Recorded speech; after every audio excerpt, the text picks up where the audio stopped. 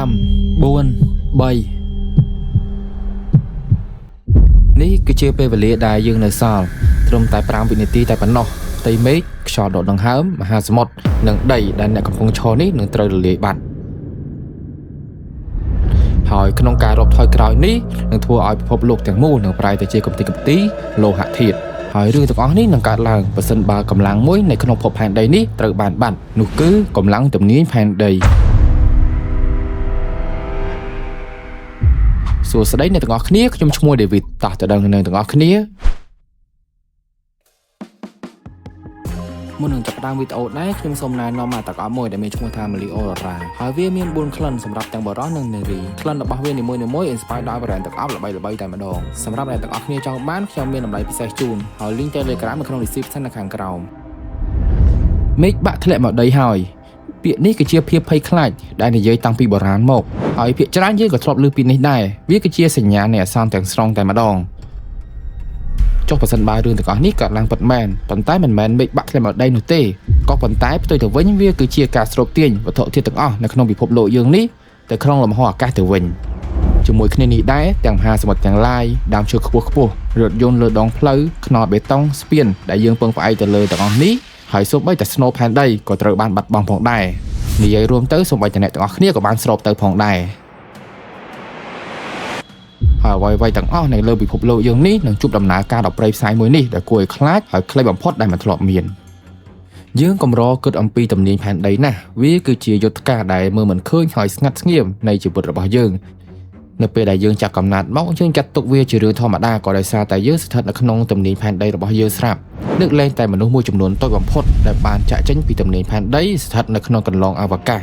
ហើយបានទទួលបានបទពិសោធន៍ដែលនឹកស្មានមិនដល់គឺកន្លែងដែលគ្មានទំនាញផែនដីទាញចុះក្រោមអត់ជប់ឈរនេះបានប៉ុន្តែទោះបីជាយ៉ាងណាក៏ដោយទំនាញផែនដីនេះគឺជាស្ថាបត្យករគ្រឹះនៃចក្រវាឡរបស់យើងវាបានទប់ភពនានាឲ្យវិលជុំវិញយ៉ាងស៊ីចង្វាក់នៅជុំវិញព្រះអាទិត្យហើយវាបានបញ្ជាទំនោរចុះឡើងរបស់ភពផែនដីរបស់យើងហើយវាបាននាំយកនៅវាំងននដ៏ស្ដើងហើយមានតម្លៃនោះគឺបរិយាកាសខ្យល់ដែលយើងបានដកដង្ហើមនេះមកព័ទ្ធជុំវិញផ្ទះពណ៌ខៀវរបស់យើងនេះឯងទំនាញគឺជាកម្លាំងដ៏សាមញ្ញមួយរវាងម៉ាស់2កម្លាំងរបស់វាសមាមាត្រទៅនឹងទំហំរបស់វាយើងដឹងថាវាចាំបាច់ណាស់សម្រាប់យើងប៉ុន្តែយើងនឹងទៅជាយ៉ាងណាបើសិនបើយើងគ្មានវាប៉ុន្តែដើម្បីដឹងការពិតបានយើងត្រូវដកកម្លាំងទំនាញផែនដីចេញពីផែនដីមួយនេះមិនមែនអចិន្ត្រៃយ៍នោះទេប៉ុន្តែត្រឹមតែ5វិនាទីតែប៉ុណ្ណោះយើងសាកសម័យមើលថាពិភពលោករបស់យើងនេះនៅតែវិលក្នុងល្បឿនដ៏លឿនរបស់ខ្លួននេះគឺជាង1600គីឡូនៅក្នុង1ម៉ោងហើយភ្លាមនោះខ្សែពួរទំនាញផែនដីដែលចងជាប់យើងជាមួយនឹងផែនដីនេះត្រូវបានកាត់ផ្តាច់ហើយយើងទាំងអស់គ្នានេះនឹងលែងបង្កើនល្បឿនទៅតាមការវិលរបស់ផែនដីទៀតហើយឥឡូវនេះអ្នកគ្រាន់តែធ្វើចលនាទៅតាមបន្ទាត់កែងតែប៉ុណ្ណោះហើយភពផែនដីនឹងគប់ក្រវ៉ែយើងចោលយ៉ាងលឿននៅក្នុងលំហអ្វីទាំងអស់នឹងមិនត្រូវបានចងភ្ជាប់ជាមួយនឹងផែនដីទៀតទេវត្ថុផ្សេងនានាដូចជារថយន្តយានជំនិះនាវារថភ្លើងនិងសូម្បីតែមនុស្សដែលមិនបានចងភ្ជាប់ជាមួយនឹងផែនដីនេះនឹងហោះចេញភ្លាមតែម្ដងហើយនេះមិនមែនជាការអណ្ដែតយឺតដូចជាការដើរនៅលើភពអង្គារនោះទេវាគឺជាការផ្ទុះនៃនិច្ចលភាពតែម្ដងល្បឿននៃការវិលរបស់ផែនដីគឺលឿនបំផុតនៅខ្សែ Equator ហើយកម្លាំងទាំងនេះមានន័យថាបើសិនបើអ្នកឈរនៅកន្លែងណាមួយនៅរយៈតន្ទឹងកណ្ដាលអ្នកនឹងត្រូវចោលកវែងយ៉ាងព្រៃផ្សៃចម្ងាយរហូតដល់ 2.3 គីឡូម៉ែត្រទៅទិសណាមួយហើយសម័យមើលនៅក្នុងទីក្រុងមួយត្រឹមតែមួយប្រព្រឹត្តភ្នែកនឹងក្លាយទៅជាបំណែកសំណល់ដល់រន្ធត់ហើយវត្ថុអ្វីគ្រប់យ៉ាងនៅជិតខ្លួនអ្នកមិនថាផ្ទះអគារសត្វរថយន្តទាំងអស់នោះនឹងក្លាយទៅជាក្របផ្លោងក្នុងល្បឿនយ៉ាងលឿននិងគួរឲ្យខ្លាច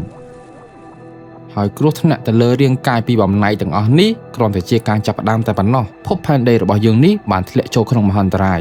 ផ្ទៃទឹកដ៏ធំស្រះបឹងទន្លេនិងមហាសមុទ្រដ៏មហិមានឹងត្រូវលែងបានទប់ជាប់ទៀតហើយពួកវានឹងចាប់ផ្ដើមពុះនិងខ្ទេចខ្ទាំយ៉ាងភ្លាមវាបង្កើតបានជាទឹកចំនួនពពកដ៏មហន្តរាយនៅពាក់កណ្ដាលអាកាសពិភពលោកយើងនេះនឹងត្រូវបានកន្ត្រាក់ទឹកចេញហើយលិចលង់ដំណើរគ្នានៅក្នុងព្យុះដ៏វឹកវរហើយជាមួយគ្នានេះដែរឧស្ម័នដែលបានបង្កើតចេញជាបរិយាកាសផ្ដល់ជីវិតរបស់យើងនេះនឹងចាប់ផ្ដើមរសាត់ទៅឆ្ងាយ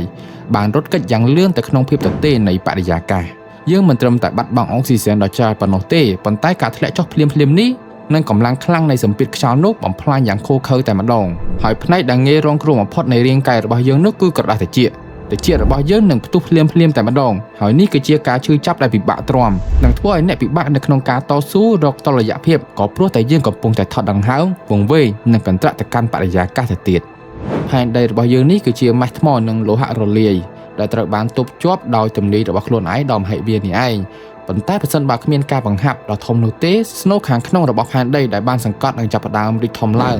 ហើយ5វិនាទីមិនគ្រប់គ្រាន់សម្រាប់ការធ្វើឲ្យផែនដីនេះផ្ទុះនោះទេប៉ុន្តែសូម្បីតែការពង្រីកដ៏ខ្លីនេះនឹងធ្វើឲ្យស្នូលផែនដីបង្កឲ្យមានកម្លាំងដែលនឹកស្មានមិនដល់ជាលទ្ធផលនោះនឹងក្លាយទៅជាការរំជួយដីដ៏ធំនិងភ្លាមហើយនៅតាមបន្ទាត់កំហុសទាំងអស់នឹងមានការផ្ទុះភ្នំភ្លើងដ៏មហិមានិងឆេះក្នុងពេលដំណើរគ្នាហើយមកដល់ឥឡូវនេះអ្នកកំពុងតែប្រយុទ្ធប្រឆាំងជាមួយនឹងបំណែកហោះហើរការខ្វះខ្យល់រាងកាយដែលដាច់រហែកនិងម៉ាក់ម៉ាដ៏ក្តៅដែលកំពុងតែផ្ទុះពីក្រោមទៅទៀតទន្ទឹមនឹងនេះដែរនៅខាងក្រៅកូស្មូសភពនានានៅក្នុងប្រព័ន្ធសុរិយគតិរបស់យើងនេះកំពុងតែផ្ដាច់ខ្សែសង្វាក់ទំនាញរបស់ពួកគេភពទាំងអស់នោះនឹងបោះចោលកន្លងដ៏ប្រណិតនៅជុំវិញព្រះអាទិត្យនេះដោយចាប់ផ្ដើមរសាត់ទៅឆ្ងាយផែនដីរបស់យើងក៏អញ្ចឹងដែរវានឹងហោះចេញទៅខាងក្រៅក្នុងល្បឿនកន្លងរបស់វាគឺ30គីឡូម៉ែត្រនៅក្នុង1វិនាទីហើយត្រឹមតែ5វិនាទីពិភពលោករបស់យើងនឹងធ្វើដំណើរបានត្រឹមតែ150គីឡូម៉ែត្រតែប៉ុណ្ណោះពីទីតាំងដើមរបស់វា150គីឡូម៉ែត្រគឺវាមិនឆ្ងាយប៉ុន្មាននោះទេដែលយើងចេញពីតំបន់ដែលអាចរស់នៅបាននៅក្នុងប្រព័ន្ធព្រះអាទិត្យប៉ុន្តែសំណួរសួរថាតើភពផែនដីរបស់យើងអាចរស់នៅបានយ៉ាងណាបន្ទាប់ពី5វិនាទីដ៏សាហាវដែលគ្មានទំនាញនេះនៅពេលដែល5វិនាទីនោះបានចប់ទំនាញនឹងបានស្ដារឡើងវិញរឿងដំបូងដែលកើតឡើងនោះគឺការវិលត្រឡប់ដល់ឃោរឃៅ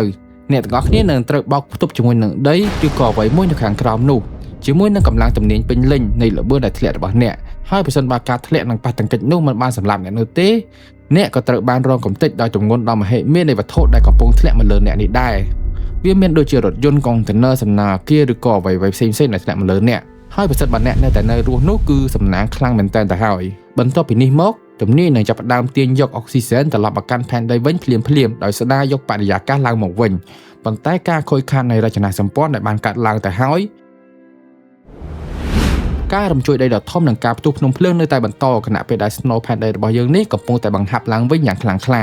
ហើយមហាសមុទ្រវិញនឹងត្រូវបានផ្លាស់ប្ដូរទីកន្លែងស្ថិតក្រោមការទាញឡើងវិញនៃទំនាញដែលបង្កឲ្យមានទឹកជំនន់ពេញសកលលោកយ៉ាងអស្ចារ្យដែលមិនធ្លាប់មានពីមុនមកបំផ្លិចបំផ្លាញគ្រប់យ៉ាងនៅលើភពផែនដីនេះផងដែរដូច្នេះមែនហើយវាគឺជារឿងដែលអាចកើតឡើងបានត្រឹមតែរយៈពេល5វិនាទីតែប៉ុណ្ណោះហើយសេណារីយ៉ូដ៏គួរឲ្យខ្លាចនេះបង្ហាញថាទំនាញផែនដីគឺចាំបាច់ប៉ុណ្ណាមិនត្រឹមតែចំពោះជីវិតរបស់យើងតែប៉ុណ្ណោះទេប៉ុន្តែវាគឺជាអត្ថប្រយោជន៍បន្តនៃភពពណ៌ខៀវដែលយើងហៅថាផ្ទះនេះហើយទំនាញផែនដីនេះគឺជាអ្វីមួយដែលអស្ចារ្យហើយជាប្រព័ន្ធដែលរក្សាតុល្យភាពដ៏ល្អឥតខ្ចោះតែម្ដង